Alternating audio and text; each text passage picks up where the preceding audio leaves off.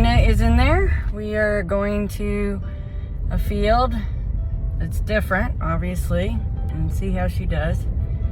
And this also happens to be what we call Finley's field, because this was Finley's favorite field to fly in. And it's absolutely a stunning field.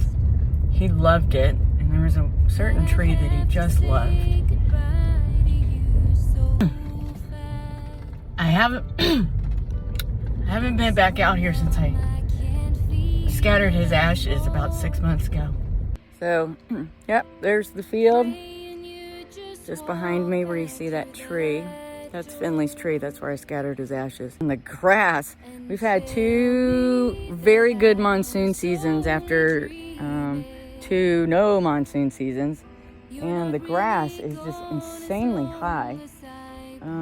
In fact, it's so high I don't know if I could have flown Finley in his favorite field. This would have been his 6th season, and he should have been in the air by now.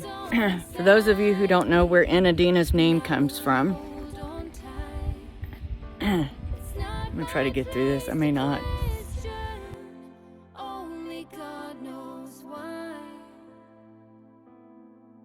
I'm gonna try to get through this real quick before I think about it too hard.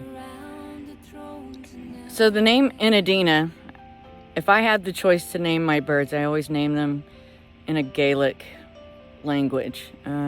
So Enedina is Old Welsh, which I am almost as much Welsh as I am Scottish, but I'm more Scottish than anything. And so Enedina means soul in Old Welsh. And at the time that I was scattering Finley's ashes out here, so,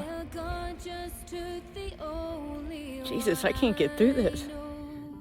So, as I was trying to say before, but couldn't quite get through it, now that I've worked her and kind of not thinking about different stuff.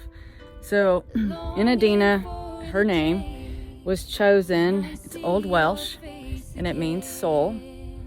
And at the time that Finley died, our American kestrel that I love dearly and miss tremendously, and would still to this day, even though it's been 6 months, probably 6 years, 60 years from now, I would make a deal with the devil to bring him back.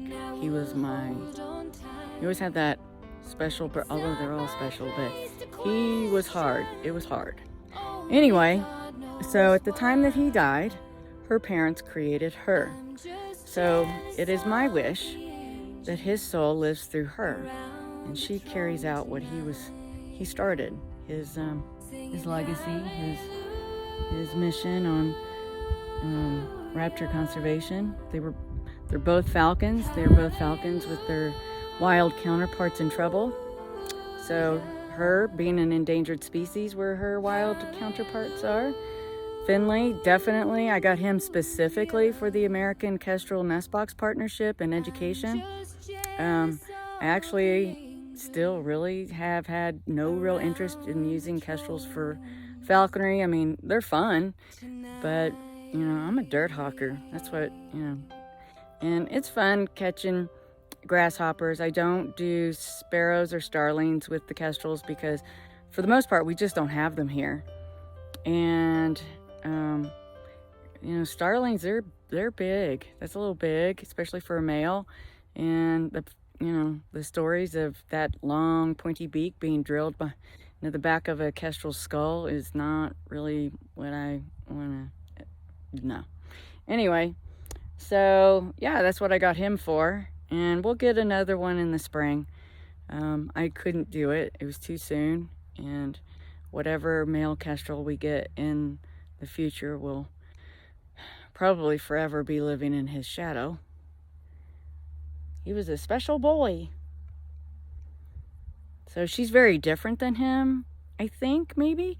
He was little, and I always said it was probably a good thing that he was little, because if all that attitude was in this size of a body or an eagle size, we would have all been in trouble. He had so much personality. He was very, very sweet. She's very sweet too, but she's got an edge to her. and not nearly as tolerant as he was. But he was a hard imprint. I had him since he was 4 weeks old. He was with nobody else, and he was very attached and bonded to me and trusted me explicitly. I don't think there was ever a time that he showed mistrust. And she is parent reared, so a little bit different relationship. But she's still sweet. She's a bigger, feistier bird. You looking at yourself? Who's that? Is that a pretty girl? This is good for her to see all this different stuff. You know, she's how old? She will be 5 months old on the 16th, so she's not real old. Ugh, I hate the bugs out here. Anyway, done and dusted.